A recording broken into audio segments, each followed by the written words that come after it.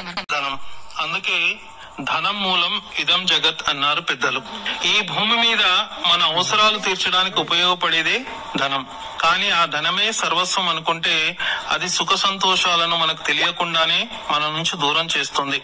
ఈ విషయాన్ని ప్రవక్త ముహమ్మద్ సల్లల్లాహు అలైహి వసల్లం ఒక చక్కని ఉదాహరణ ద్వారా ఇలా తెలియచేశారు.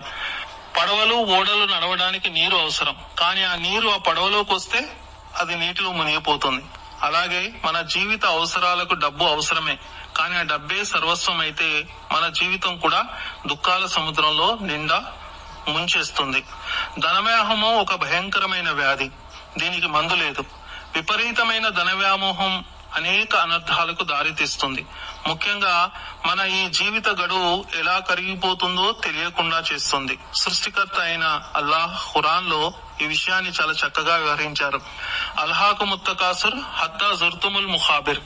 ఒకరిని మించి ఒకరి ప్రపంచాన్ని పొందాలనే ఏమరపాటులో చివరికి సమాధుల వరకు చేరుకుంటారు. అంటే మృత్యు వచ్చి ముంగిట నిలిచే వరకు ఈ వ్యామోహంలోనే పరుగులు తీస్తూ ఉంటారు. ఈ ధన వ్యామోహం గురించి చెబుతూ ప్రవక్త ముహమ్మద్ సల్లల్లాహు అలైహి వసల్లం ఇలా సెలవిచ్చారు. ఎవరికైనా ఒక లోయ నిండా బంగారం లభిస్తే మరో లోయ నిండా కావాలంటాడు. మరో లోయ నిండా బంగారం లభిస్తే ఇంకో లోయ నిండా బంగారం కావాలంటాడు. అతని కడుపు మట్టితో తప్ప ఇంకా దేనితో నిండదు. అంటే మరణించి మట్టిలో కలిసాకే ఈ ఆశ తీరుతుంది. ధన వ్యామోహం మనిషిని మంచిని మానవతా విలువల నుంచి దూరం చేస్తుంది. అన్యాయాలకు అక్రమాలకు అధర్మ పనులకు ఉసికొలుపుతుంది. ఈ లోకానికి వచ్చేటప్పుడు వెంట తెచ్చుకున్నది ఏమీ లేదు.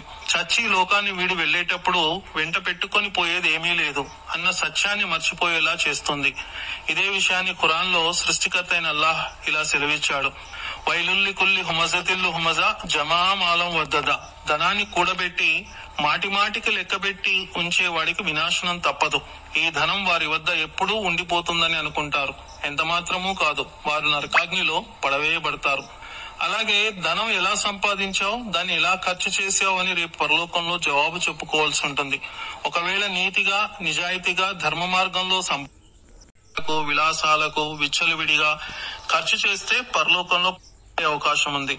అందుకే ఖర్చు చేస్తే మరీ విచ్చలవిడిగా ఖర్చు చేయకండి. అలా అని మరీ పిసినారితనం కూడా వద్దు అని అల్లాహ్ ఖురాన్ లో ఆదేశించాడు. రేపు పరలోకంలో ఈ ప్రపంచంలో ధనవంతుల పరిస్థితిని గురించి చెప్తూ ప్రవక్త సల్లల్లాహు అలైహి వసల్లం ఇలా సెలవిచ్చారు. ఈ ప్రపంచంలో ఎనలేని సంపదలు కలిగి ఉన్నవారు పరలోకంలో నిరుపేదలైపోతారు. అయితే ఇలాంటి వ్యక్తి ఎవరైనా మంచి పనులు చేసి తన వెంట పుణ్య ఫలాలను ఉపకారాలను తీసుకొని వెళ్తే తప్ప అతనికి అల్లాహ్ ఎనలేని ధన సంపదనిచ్చినప్పుడు అతను తన కుడి ఎడమల వెనుక ముందు ఖర్చు పెడతాడు. దాన్ని పుణ్యకార్యాల కొరకు వెచ్చిస్తూ ఉంటాడు. మరో ప్రవచనంలో ధనవ్యాహం వల్ల కలిగే నష్టాన్ని గురించి చెబుతూ ఏ వ్యక్తి ప్రపంచాన్ని ప్రేమిస్తాడో అతడు తన పరలోకాన్ని నష్టపరుచుకుంటాడు. మరెవరైతే పరలోకాన్ని ప్రేమిస్తారో అతడు ప్రపంచాన్ని తప్పకుండా చెడగొట్టుకుంటాడు. కాబట్టి ప్రజలారా, తాత్కాలికమైన దానికంటే శాశ్వతమైన దానికే విలువనివ్వండి. అంటే ఈ ప్రపంచ సిరి సంపదల కన్నా ఆ లభించిన సిరి సంపదలతో పుణ్యకార్యాలు చేసుకోవడానికే ప్రాముఖ్యత ఇవ్వండి అని సెలవు ఇవ్వడం జరిగింది.